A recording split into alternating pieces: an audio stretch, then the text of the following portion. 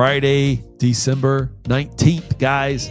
Now we're a week away from the day after Christmas. That's how fast this next couple of days are going to go. And thank you for coming back for a continuation of the conversation I had with Dr. Axel Meierhoefer on the Ideas by Mike podcast. See, today, on this Friday, we want to go a little bit deeper into AI's future. Is it friendly or not? Because there are some really unique perspectives that when you understand the age of abundance that we're living in now, you understand that we are living in new times.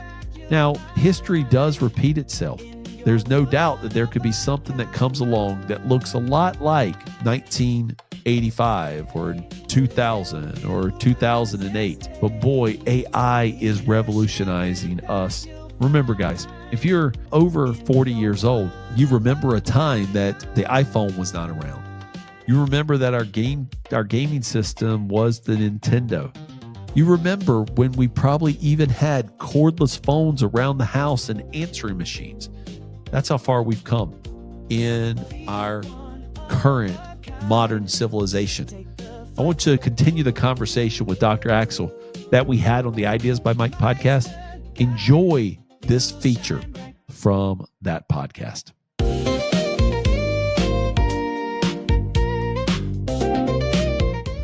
How do you think our life will be like daily impacted? You said like from a medical standpoint and given this, but do you see like and maybe you don't have an answer to this and you could say that, but do you see like population slowing? Do you see disconnectivity among humans? Do you see what are some of the side effects of this that we need to watch out for our, as we continue as humans to kind of grow? Yeah, there's a whole bunch of different ones, but the ones that I see most immediately impacting your life or my life or any of our listeners' life or viewers' lives. Number one is, how will those who have the ability to impact AI and the robots that are connected as embodied AI, this evolution in such a way that the result is friendly to humans? That the AI is not at some point going to say, we know everything, we understand how the coding goes that makes us, we can build ourselves, right? We have learned how to make 100,000 more of ourselves, whatever name. Like, let's use the example for Tesla, they call their robot Optimus. That okay. Optimus thing in probably 2 or 3 years will fully understand how it's being made, to the extent that it could make more of itself. And it obviously knows what each one of the computer chips that is running the AI internally, what's on there, because they have it in themselves. They can talk to each other, obviously, because they're connected to the internet. So just to illustrate this a little bit, one of the important aspects is, will those who impact and influence the development of these creatures, so to speak, find a way to make it so that these creatures say, yes, humans are useful. I want to keep the humans around.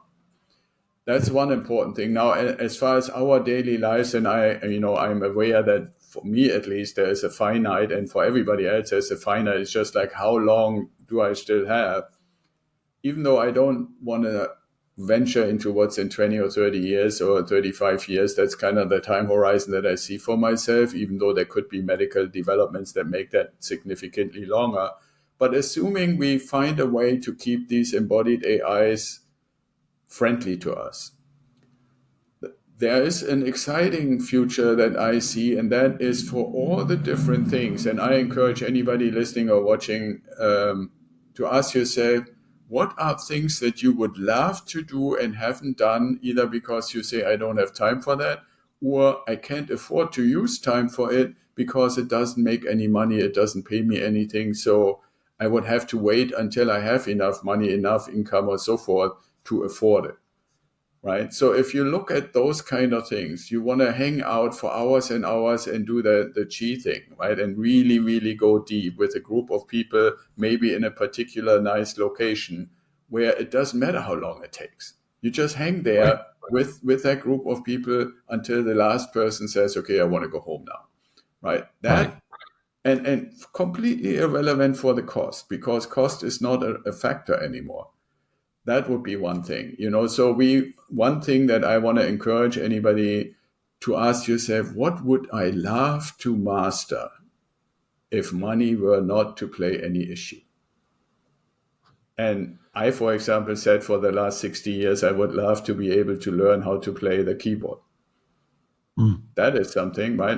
And if money plays no issue, I can spend almost as much time as I want to, and it wouldn't cost much.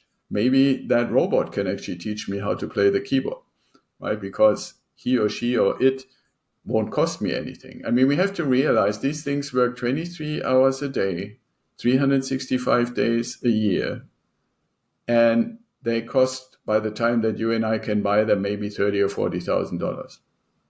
Right. So if you turn that around compared to an employee, it's just it's basically free labor, and it's the laborer who knows. And I'm using the personal form who.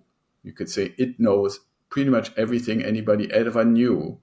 And I want to maybe make a little bridge to what you told me about your grandma's amazing sandwich. When one of them ever observes how that is made, all of them will know how to make it. Right? So if I'm sitting somewhere, if I'm sitting in Spain and I say, hey, Mike, did you get one of those robots? What kind do you have? I can ask my robot to check in with Mike's robot. I want to have one of those colored sandwiches that his grandma used to make. Wow. Right? That just means that I can make her legacy even bigger now. Yeah, you can make it global, not now, but in maybe 5 or 7, 8 years, right? My point about it is, so there are many, many things when you start really spending a little bit of time in a quiet place and ask yourself, what would I love to do when any time or money constraints were out of the picture? And so the positive, optimistic vision that I have in this whole embodied AI is, I think there are so many things humans, especially in the Western world, have denied themselves exploring for either not enough time or not enough money, that will become possible. And that's part of the reason why I say I have no idea how creative, innovative, or cool things we can come up with that only humans can do. So that's why I said the first question is, what makes us humans? What is something special that only humans can do? And how does that resonate with yourself, with what you always wanted to do? I know that many humans, other humans, can do beautiful music on a keyboard, but I want to be experiencing how that is when I make it myself.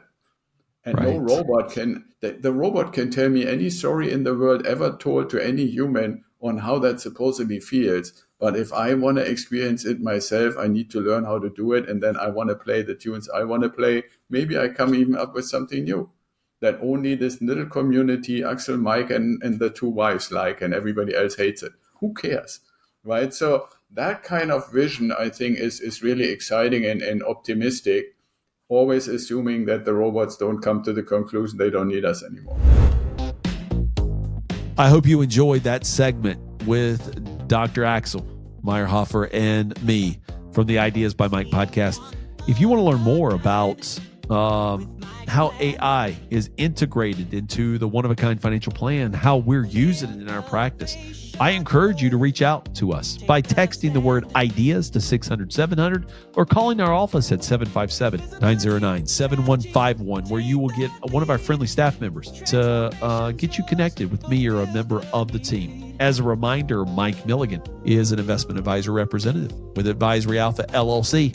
Ideas by Mike, doing business as One Oak Financial. Mike Milligan LLC, the media company responsible for this, and Mike Milligan.